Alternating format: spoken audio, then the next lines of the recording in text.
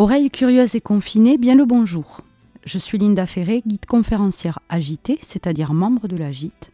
Et pour celles et ceux qui ne nous connaissent pas encore, Agité, c'est notre sobriquet et notre marque de fabrique. Parce que nous, les guides du Tarn, on est un chouïa agité par la passion de notre métier. Et pour ce confinement bis, mes collègues et moi-même, on vous invite à nous suivre, enfin plutôt à nous écouter depuis chez vous. Vous l'aurez deviné, le premier et principal outil de travail d'un guide, c'est sa voix. Et vu qu'en ce moment, on ne peut pas guider sur site, et justement pour ne pas rester sans voix, on vous propose une série de podcasts, les Vox Agitam, 2 fois par mois, les jeudis durant tout l'hiver. Pas de panique, si vous en loupez un, chaque podcast sera en rediffusion permanente sur notre chaîne YouTube, notre page Facebook et notre site internet. Ouvrez donc grand vos esgourdes. Pour ce premier Vox Agitam, je vous amène aujourd'hui en d'autres temps confinés, à l'époque où l'Albigeois subissait une autre pandémie que la Covid-19, celle de la mort noire. C'est parti pour les confinades en Albigeois sous l'Ancien Régime. La mort noire, plus connue sous le nom de peste, grande peste, peste noire. Autre temps, autre mal que l'actuelle Covid, vous me direz. Mais même préoccupation sanitaire, avec en prime certaines traditions qui perdurent.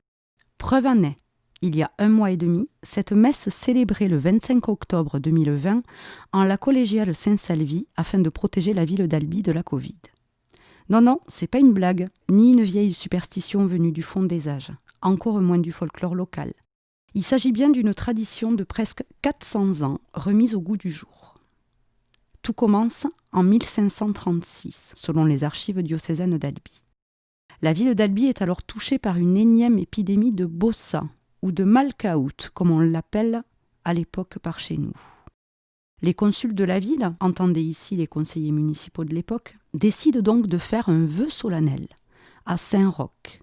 Alors Saint-Roch, c'est le saint protecteur et guérisseur de la peste. Il connaît le sujet par cœur, il a attrapé la peste, en a miraculeusement guéri en plein XIVe siècle. On appelle aussi Saint-Salvi, vénéré dans tout l'Albigeois depuis des lustres.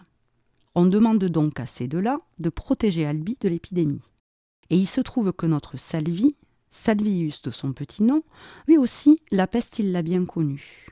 Alors qu'il était évêque d'Albi dans les années 580, il succomba à la première pandémie médiévale de peste que l'on a appelée la peste justinienne, du nom de l'empereur byzantin Justinien, celui des mosaïques de Ravenne.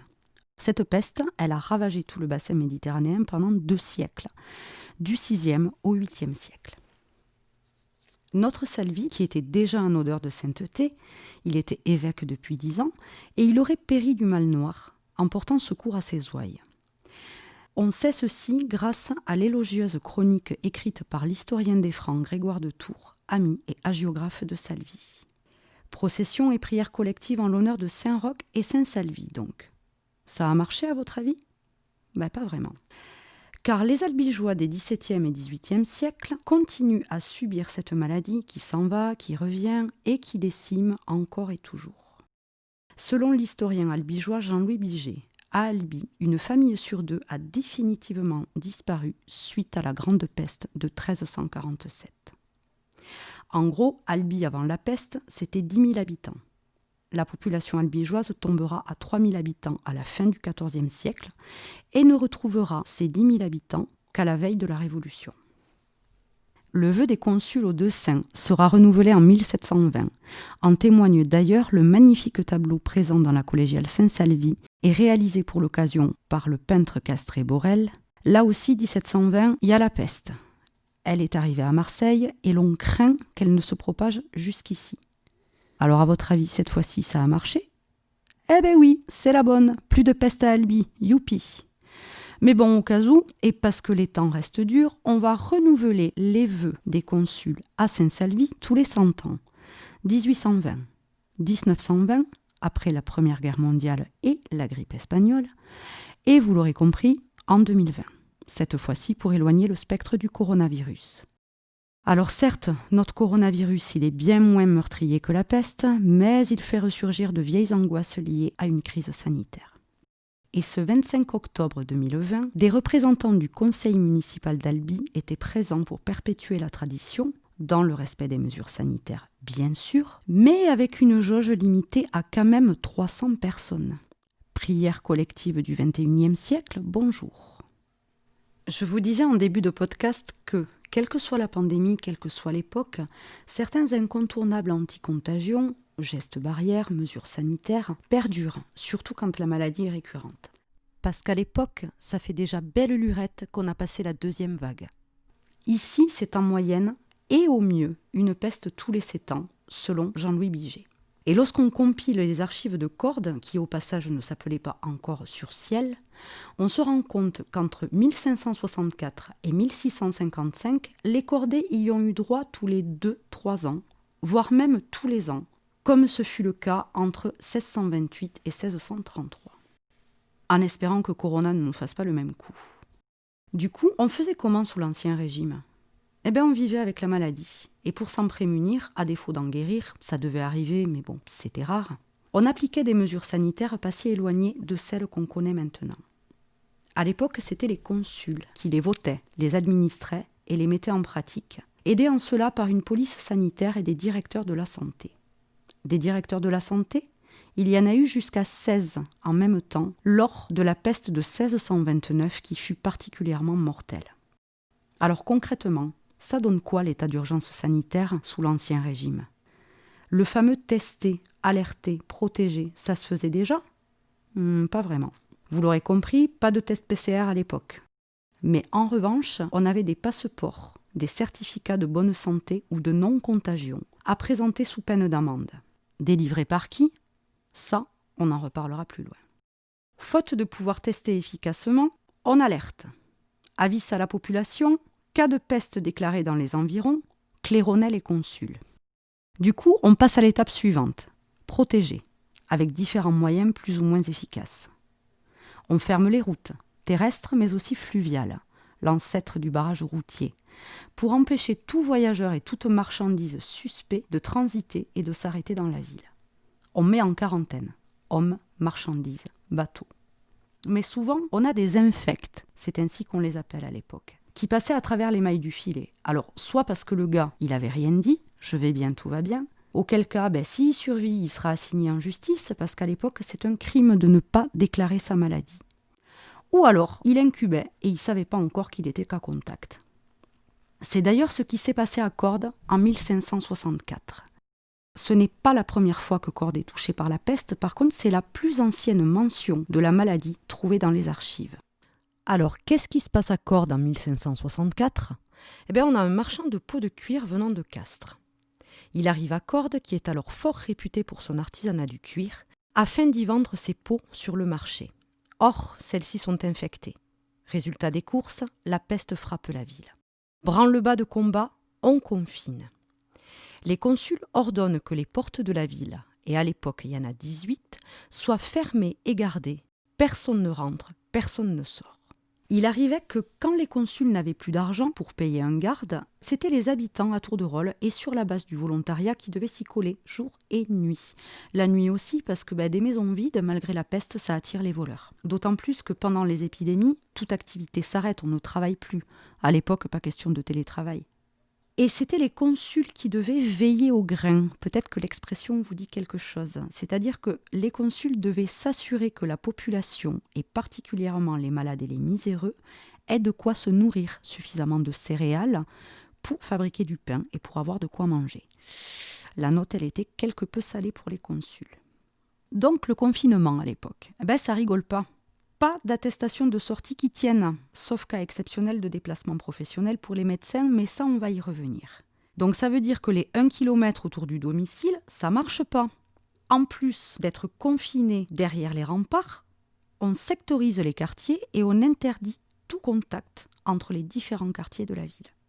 Le confinement est en place, mais maintenant on fait quoi pour les gens infectés ? On va les isoler. D'abord on va les enfermer chez eux.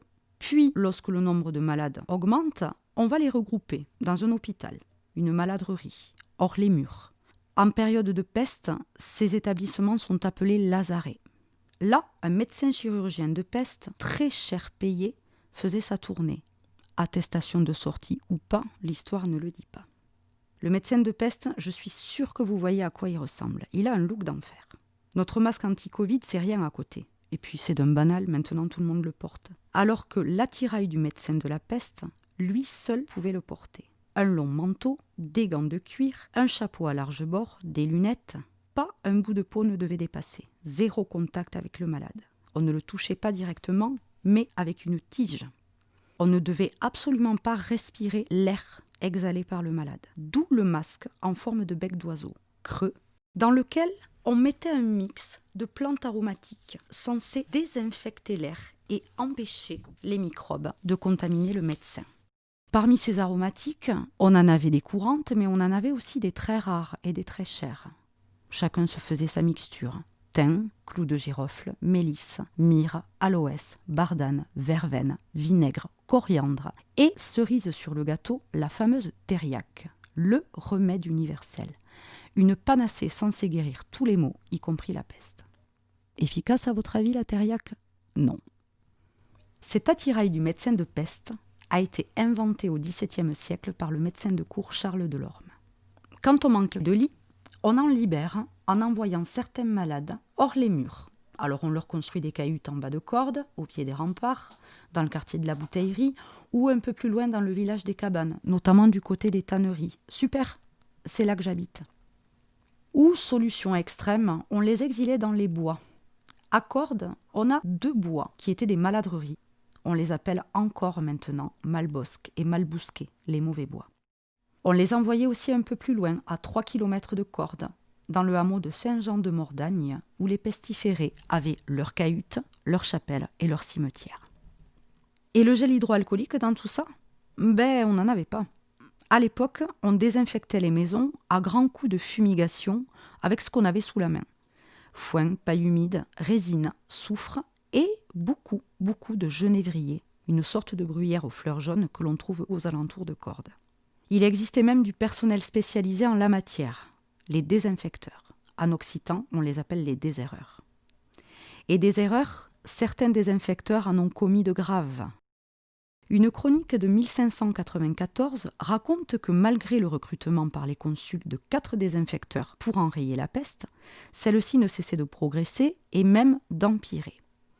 On mène alors l'enquête et l'on se rend compte qu'au lieu de purifier les maisons avec la méthode indiquée, les désinfecteurs contaminaient de nuit des maisons saines avec des cataplasmes infectés par la peste afin de prolonger le plus possible leur contrat. On les arrête, on les juge, ils finiront pendus à Toulouse. Je vous disais plus tôt qu'on ne testait pas la population. On ne savait pas faire à l'époque. En fait, on testait les maisons.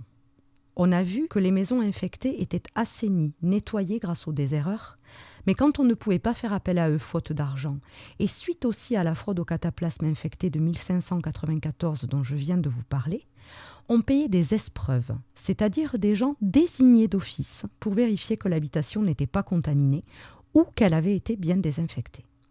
Si l'espreuve sortait bien portant du lieu, c'est que le lieu était sain, sinon, dommage pour lui. Et pour les cas contacts, tout cas contact était mis en quarantaine et s'il la rompait, il prenait une amende salée et était enfermé chez lui à double tour. Vous voyez, à l'époque, on confine plus. Toute personne en déplacement dans une ville touchée par la peste devait à son retour chez lui brûler ses vêtements et ses effets personnels. Il devenait alors cas contact et du coup en quarantaine. Ah, j'allais oublier, le couvre-feu. On le sonne depuis le XIIIe siècle, à la nuit tombée, dans toutes les villes et les villages de France. Sauf qu'à l'époque, le couvre-feu ne sert pas à empêcher les gens de sortir de chez eux, il est là pour rappeler qu'il était l'heure d'éteindre son feu, cheminée ou chandelle, ou de le couvrir avec une plaque de fonte afin d'éviter les incendies la nuit. Le côté liberticide du couvre-feu apparaît pour la première fois au XIe siècle et on le doit à Guillaume le Conquérant. On est en 1066 et Guillaume le Conquérant vient d'être nommé roi d'Angleterre. Sauf que ça ne plaît pas du tout aux barons anglais et à la population, et il y a des révoltes qui se trament contre lui. Il va donc empêcher tout le monde de sortir afin d'avoir la paix. La dernière fois que le couvre-feu fut utilisé à des fins liberticides, ce fut pendant la Seconde Guerre mondiale et ensuite en 1955 lors des attentats commis par le FLN en plein contexte de guerre d'Algérie.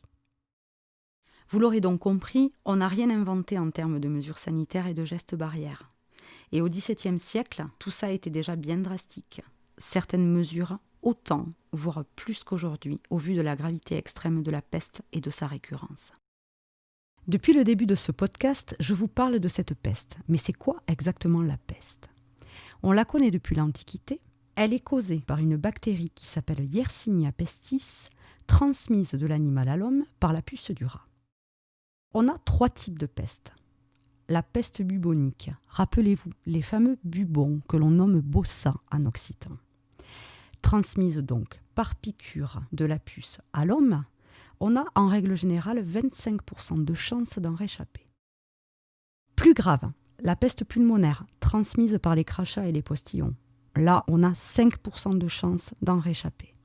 Et enfin, la peste septicémique. Alors ça, c'est une peste bubonique qui se complique avec empoisonnement total du sang.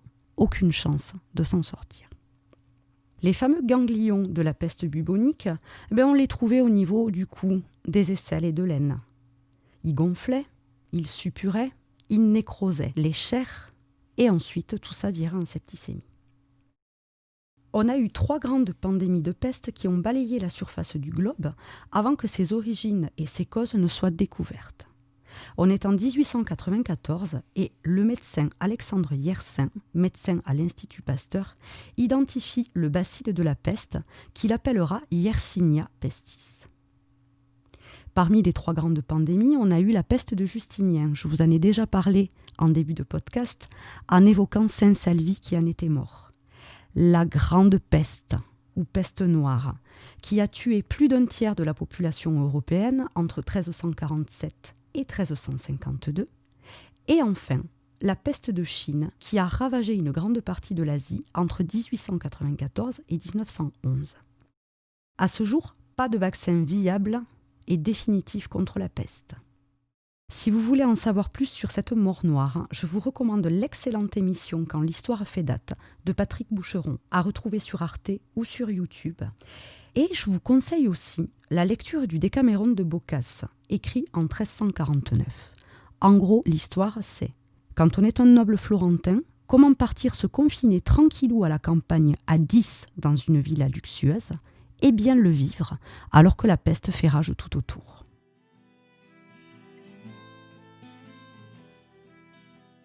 Merci d'avoir écouté ce premier podcast agité, en espérant qu'il vous aura plu. Mes collègues et moi-même, nous vous donnons rendez-vous jeudi prochain pour un quiz agité qui déconfine, ainsi que le jeudi 24 décembre pour le 2e Vox Agitam consacré aux traditions de Noël, ça tombe bien. En plus de ces animations sur les réseaux sociaux, les agités préparent activement la saison 2021 avec une riche programmation de visites guidées et conférences, ainsi que des visites virtuelles et des visioconférences. Affaire à suivre. À bientôt, agitez-vous et surtout prenez soin de vous.